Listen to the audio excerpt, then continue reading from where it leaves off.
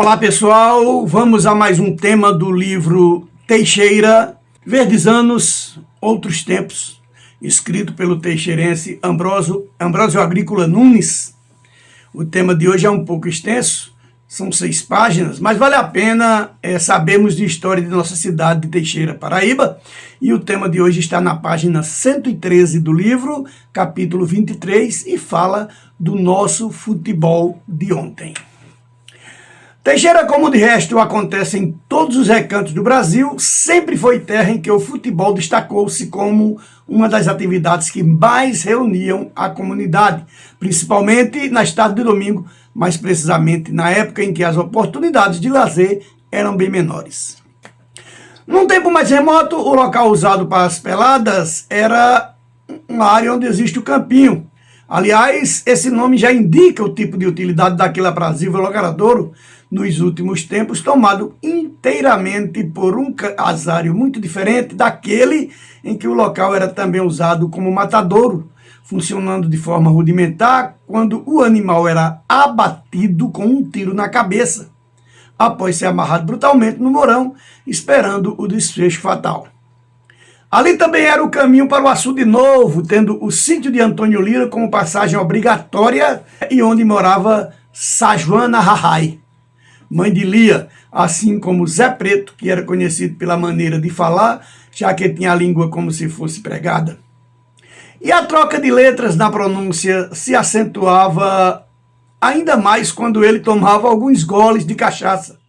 Mas o campo que serviu por um longo período para o futebol é a área onde hoje existe a Praça Cassiano Rodrigues, isso antes da administração do prefeito Paulo Dantas, que compreendeu o período entre 1950 a 1954, sucedendo a José Xavier, que terminava mais uma assunção no comando do município. As traves eram fincadas no chão, sendo umas onde depois foi construído o prédio da prefeitura e outras onde hoje está o Hotel da Serra.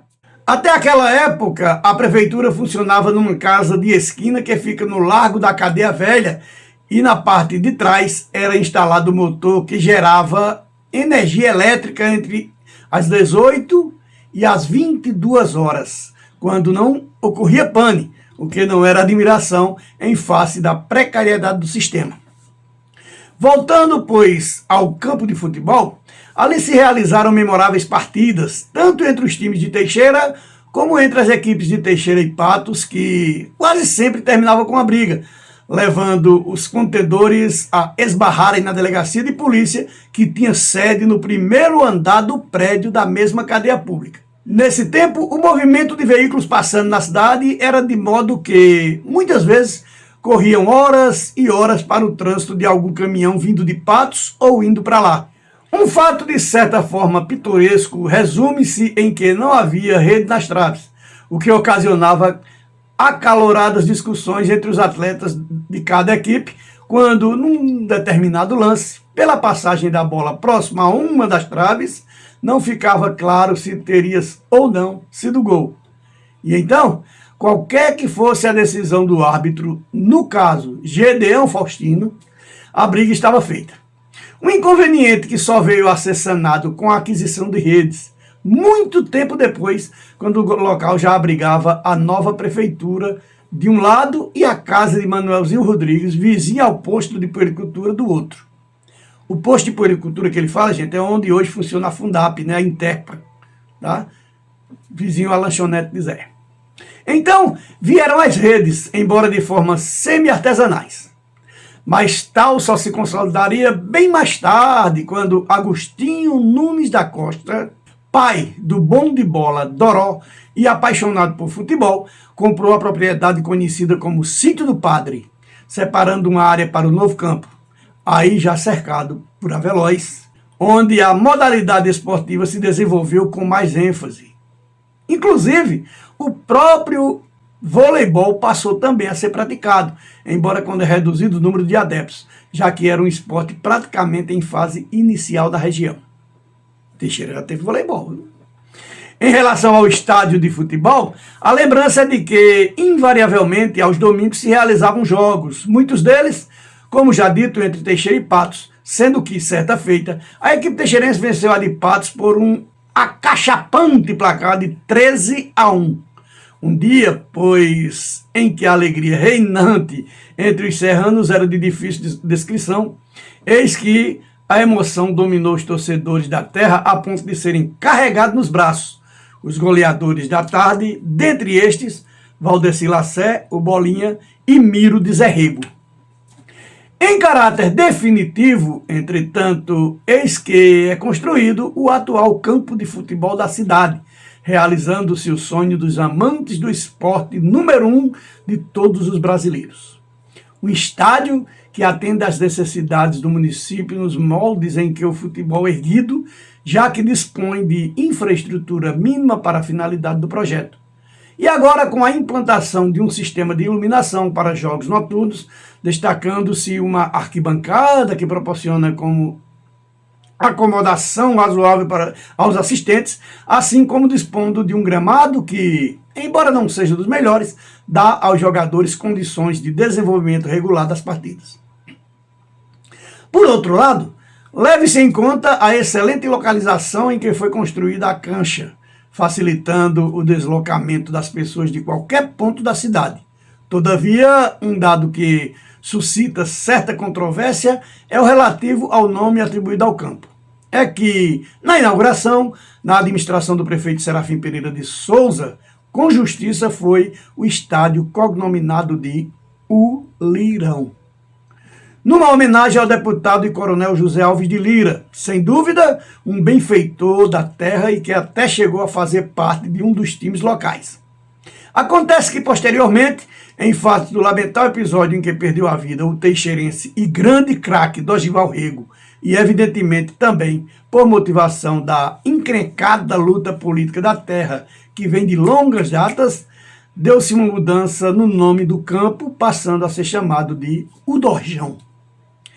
Quem se der ao trabalho de pesquisar sobre a vida esportiva de Teixeira, vai encontrar justificativa para a homenagem ao Nego Doge, pelo que ele deu à terra como exemplo de exímio futebolista.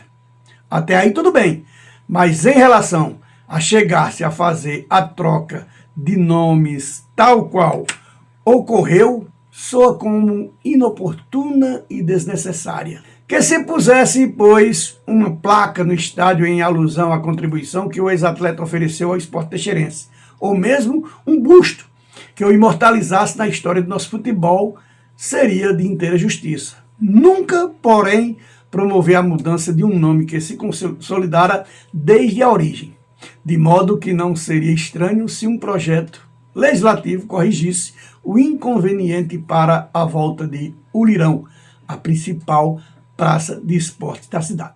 Oportuno também seria que o povo teixeirense encetasse um movimento para a restauração da nossa tradição no esporte, a fim de que nas tardes de domingo revivesse os tempos áureos em que o futebol, essa mania dos compatriotas, foi, em Teixeira, um dos seus principais motivos de vaidade.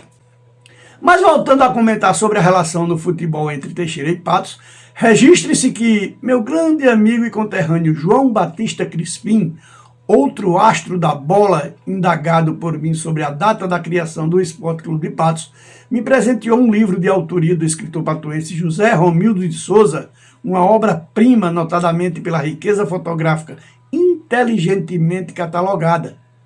Ali estava assinalado que o esporte foi criado em 7 de julho de 1952, mais ou menos na época em que o futebol de Teixeira começou a influir mais acentuadamente na vida da cidade.